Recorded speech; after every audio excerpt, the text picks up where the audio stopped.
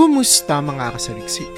Isang destroyer ng Japanese Maritime Self-Defense Force ang pansamantalang pumasok sa loob ng teritorial na tubig ng China malapit sa silangang probinsya ng Zhejiang noong nakaraang linggo. Kahit ilang beses nang nagbigay ng babala ang mga barko ng China, nagpatuloy pa rin ang destroyer sa paglayag dito ayon sa mapagkukunan ng diplomatikong impormasyon nitong Miyerkules lamang. Noong ika-4 ng Hulyo, ang barkong Suzutsuki na may misyon na subaybayan ng mga pagsasanay militar ng China sa karagatan ay pumasok sa teritorial na tubig ng China. Isang bihirang hakbang ito mula sa barko ng Self-Defense Forces o SDF ng Japan. Dahil dito, nagpadala ng matinding pag-aalala ang China sa Tokyo hinggil sa insidente. Bilang tugon, naglungsad ang Japanese Defense Ministry ng imbestigasyon sa kapitan ng barko. Tumanggi naman ang ministry na magbigay ng komento tungkol sa operasyon ng SDF. Isang araw bago pumasok ang MSDF destroyer sa katubigan ng China, inanunsyo ng mga otoridad ng Zhejiang na magtatayo sila ng no-sail zone sa isang malapit na lugar para magsagawa ng live fire drill ang Chinese military. Lumaki ang posibilidad na magkaroon ng insidente dahil sa presensya ng Suzutsuki. Pinag-iinalaan ng gobyerno ng China na ang insidenteng ito ay isang sinadyang provocation mula sa destroyer. Dahil dito, nagsimula silang mangalap at magsuri ng mga kaugnay na impormasyon ayon sa mga sources mula sa China. Ang Suzutsuki na nasa misyon upang bantayan ng live fire drill ay pinakausapan ng mga barkong Chino na umalis sa lugar nang ito'y mapalapit sa loob ng 12 nautical miles o 22 kilometro mula sa baybayin ng Zhejiang. Sa halip ng matras, binilisan ng Suzutsuki ang takbo at pumasok na nga sa loob ng katubigan ng China sa loob ng humigit kumulang 20 minuto bago ito umalis sa territorial waters. Ang barko ng MSDF o Maritime Self-Defense Force ng Japan ay dati nang minamanmana ng mga aktibidad ng Chinese aircraft carrier na Liaoning na nakadeploy sa East China Sea. Subalit ayon sa mga ulat, ang mga Japanese destroyers na may tungkulin sa pagmamanman ng mga barkong Chinese ay kadalasang iniiwasan ng pumunta sa mga teritorial na tubig malapit sa Zhejiang, isang probinsya sa China. Sa hindi opisyal na pag-uusap sa pagitan ng dalawang panig, may isang opisyal ng Japan na nagsabi na posibleng nagkaroon ng tinatawag niyang procedural error o pagkakamali sa proseso, kaya nakapasok ang barko sa teritoryo ng China.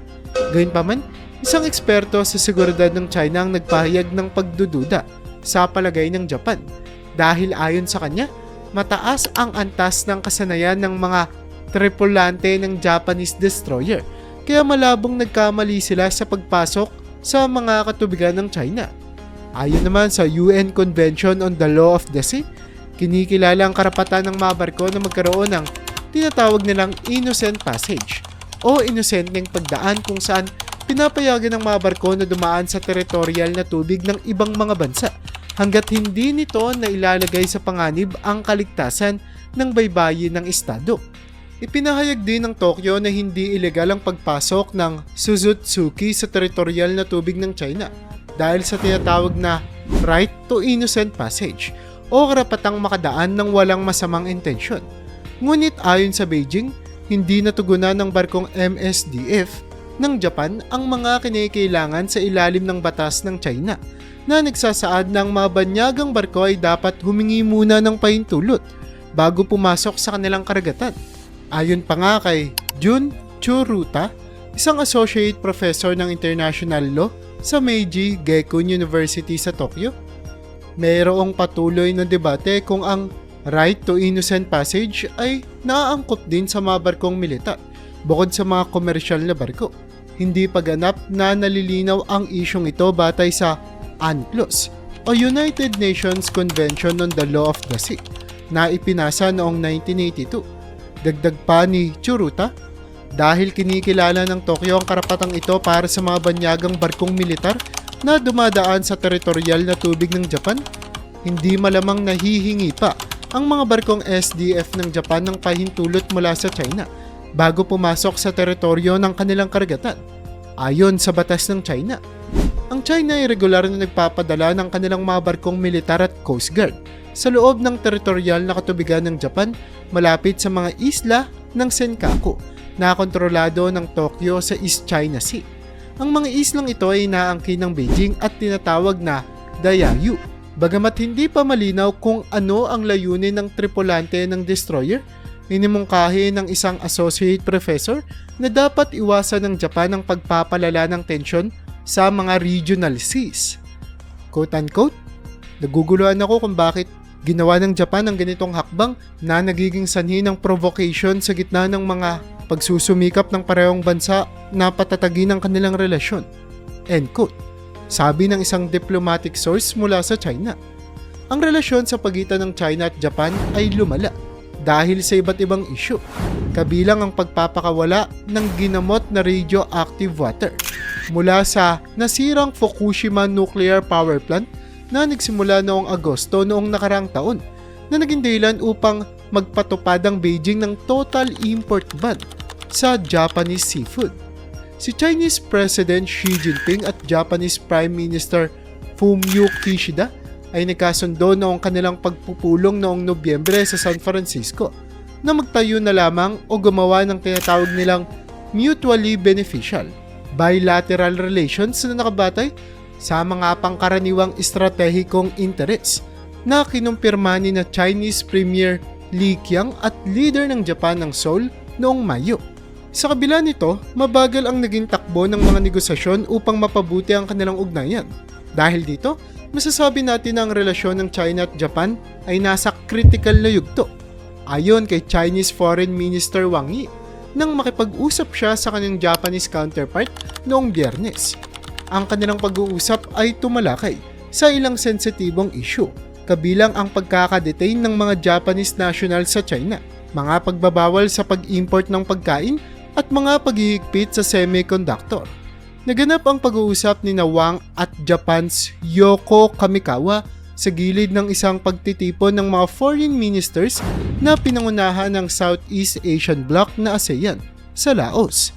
Ito ay bago ang East Asia Summit sa Sabado at ang ASEAN Regional Forum na nakatuon sa seguridad naman. Ang relasyon sa pagitan ng dalawang bansa ay naging tensyonado sa mga nakaraang taon dahil sa mga usapin gaya ng territorial claims, tensyon sa kalakalan at galit ng Beijing sa desisyon ng Tokyo na pakawala ng ginawang treated na tubig mula sa nasirang Fukushima Nuclear Plant patungo sa dagat. Sa nakalipas ng mga buwan, nagsimulang mag-usap muli ang mga opisyal ng China at Japan, isang bagay na hindi nila nagawa sa loob ng ilang taon. Pinapakita nito na maaaring nasa matatag na kalagayan na ang ugnayan ng dalawang bansa. Sinabi ni Wang sa pakikipag-usap kay Kamikawa na ang relasyon ng China at Japan ay nasa critical na punto kung saan kailangan nilang magpatuloy sa pag-unlad o mapag-iwanan. Dagdag pa niya, palaging matatag at tuloy-tuloy ang patakaran ng China patungkol sa Japan at inaasahan niyang magkakaroon ng tama at obhetibong pananawang Japan tungkol sa China upang masundan nito ang isang positibo at makatwirang patakaran. Sa kanilang unang harapan na pag-uusap sa loob ng 8 buwan, matindi ang paghimok ni Kamikawa na alisin na ang mga paghihigpit na ipinatupad ng China sa mga produktong pagkain mula sa Japan matapos ang pagpapakawala ng tubig mula sa Fukushima. Hiniling din niya ng agarang pagpapalaya ng mga nakakulong na Hapon sa China, ang pagkakaaresto ng isang kilalang ehekutibo mula sa Astellas Pharma, isang Japanese drug maker noong nakarang taon, ay nagdulot ng matinding epekto sa negosyo. Ayon sa ilang opisyal ng Tokyo, ito kasi ay nag-ambag sa pagbaba ng dayuhang pamumuhunan at pag-alis ng mga Japanese expatriates mula sa China. Binanggit ni Kamikawa na napakahalaga na lumikha ng isang kapaligiran kung saan ang mga mamamayan at kumpanya ng Japan ay maaaring makapagtrabaho sa China nang may kapayapaan ng isip. Bilang isang malapit na kaalyado ng Estados Unidos, ang Japan kasama ang iba pang G7 na bansa ay nagsisikap na bawasan ang kanilang ekonomiyang koneksyon sa China sa mga estratehikong lugar. Kasama rin nila ang Estados Unidos sa mga patuloy na hakbang upang limitahan ang pag-access ng China sa mga advanced semiconductors. Pinahayag naman ng dalawang ministry na balak nilang palawakin ang regular na komunikasyon sa pagitan ng kanilang mga bansa. Ibinahagi rin nila na nag-aanyaya sila sa isa't isa na bumisita sa kanilang mga bansa upang ipagpatuloy ang kanilang mga pag-uusap, ayon sa Foreign Ministry ng Japan.